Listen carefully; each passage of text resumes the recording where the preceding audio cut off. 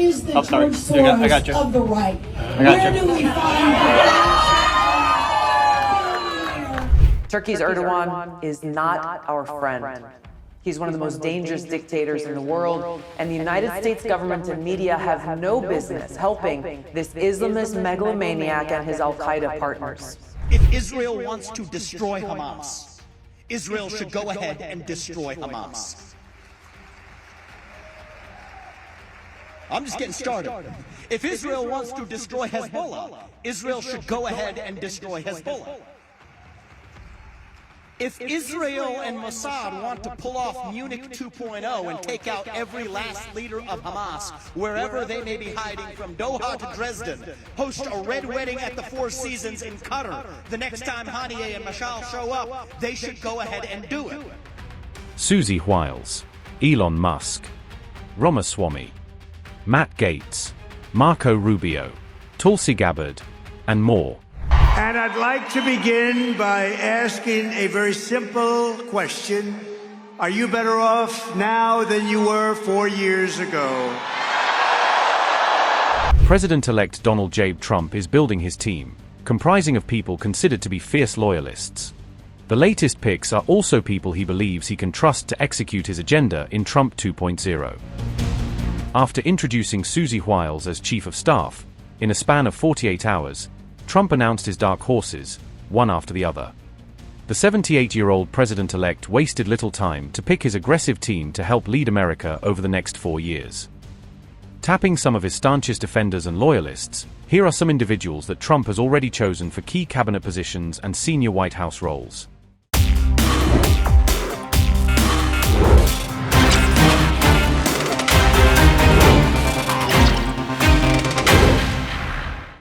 A president is responsible for 4,000 political appointments, and the cabinet always comprises at least 16 positions, the vice president and the heads of the 15 executive departments.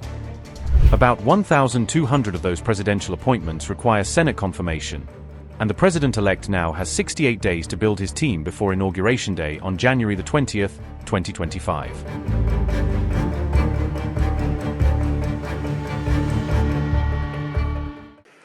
But with our victory, we'll become the greatest, strongest, freest, safest, and the most powerful nation the world has ever seen. We're going to put it back together fast. 4 years ago, we were respected. Now they laugh at us. Other countries laugh at us. The latest mega picks have caused a stir, but if you followed Trump's campaign rallies, the list is perfectly in tune with his political projects. Meet the new members of Trump's 2025 administration who will be entrusted with the agenda of transforming America in the coming years. We're in the middle of a national identity crisis right now.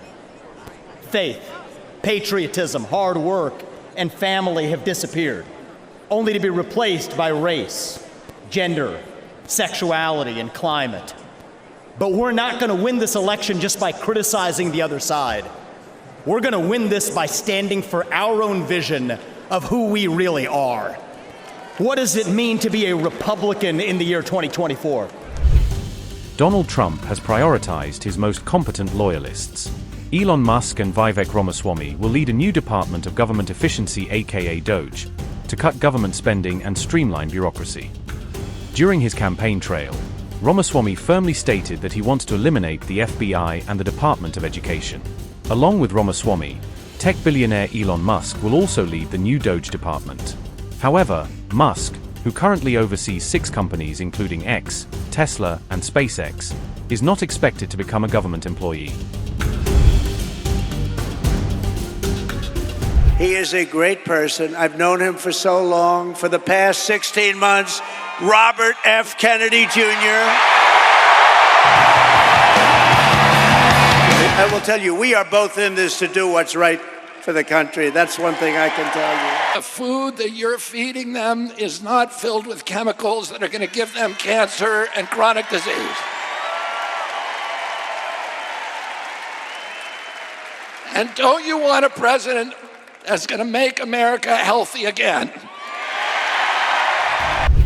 President-elect Donald Trump has picked Robert F. Kennedy Jr., an anti-vaccine activist who dropped out of the 2024 presidential race and endorsed Trump, to lead the Department of Health and Human Services.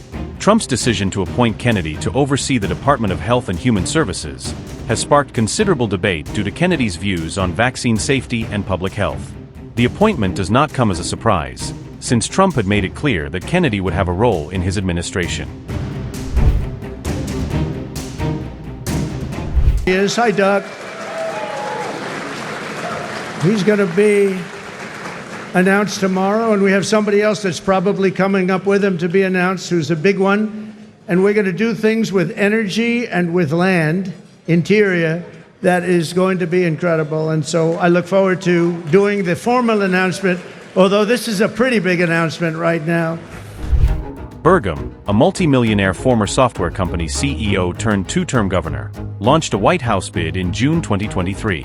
As secretary, Burgum will play a key role in pushing Trump's agenda to increase oil, gas, and coal production on public lands.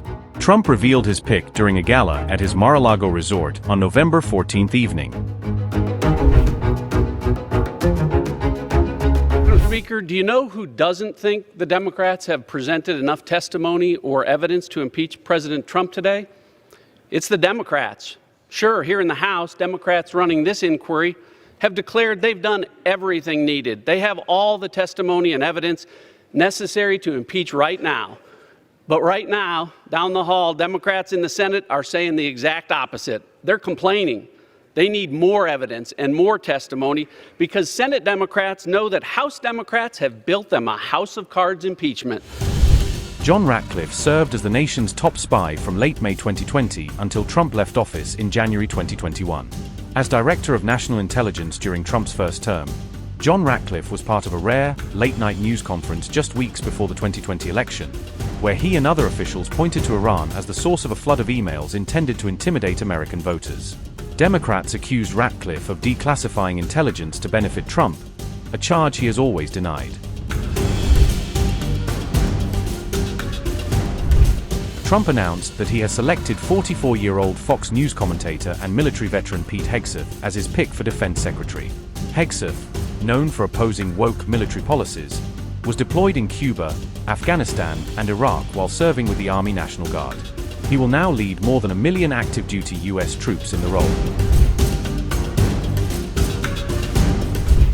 President-elect Donald Trump has picked Republican Representative Mike Waltz to be his national security advisor.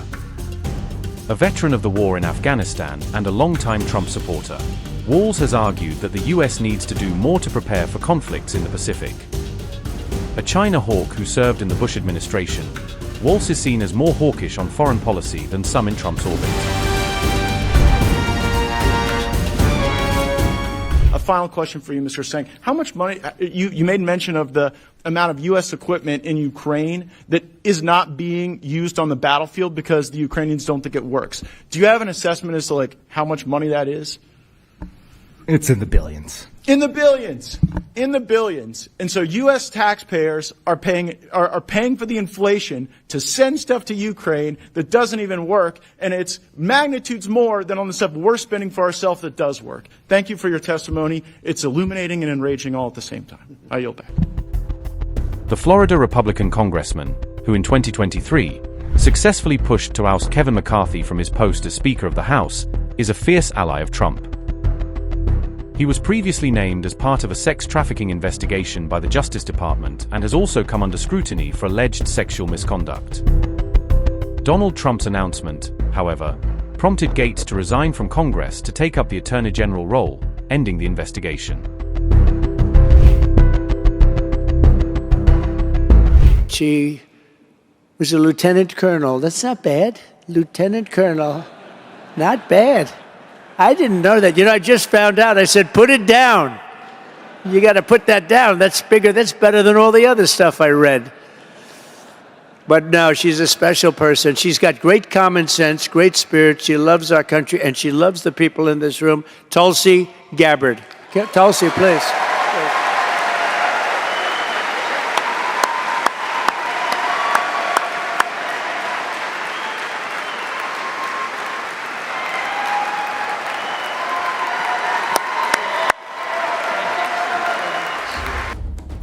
Another name that has garnered attention is Tulsi Gabbard, whose presence could appeal to independents and populists.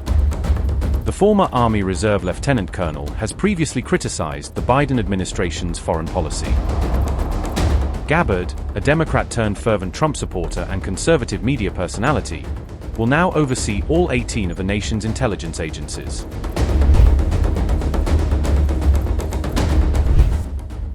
She was vilified in 2024 after a story she told in her book about killing her 14-month-old wirehead pointer named Cricket, who was Noam's hunting dog but was rambunctious. Critics lambasted her while she defended the killing of Cricket as an example of her willingness to make hard choices. She has aggressively described the US border with Mexico as a war zone when she sent troops there, saying they'd be on the front lines of stopping drug smugglers and human traffickers. Donald Trump has promised to make America great again. And these hardliners and avid Trump supporters now have the responsibility to deliver on the promises made by the former president in the lead-up to the election. Will Trump 2.0 be able to deliver on its grand promises? We'll wait and watch.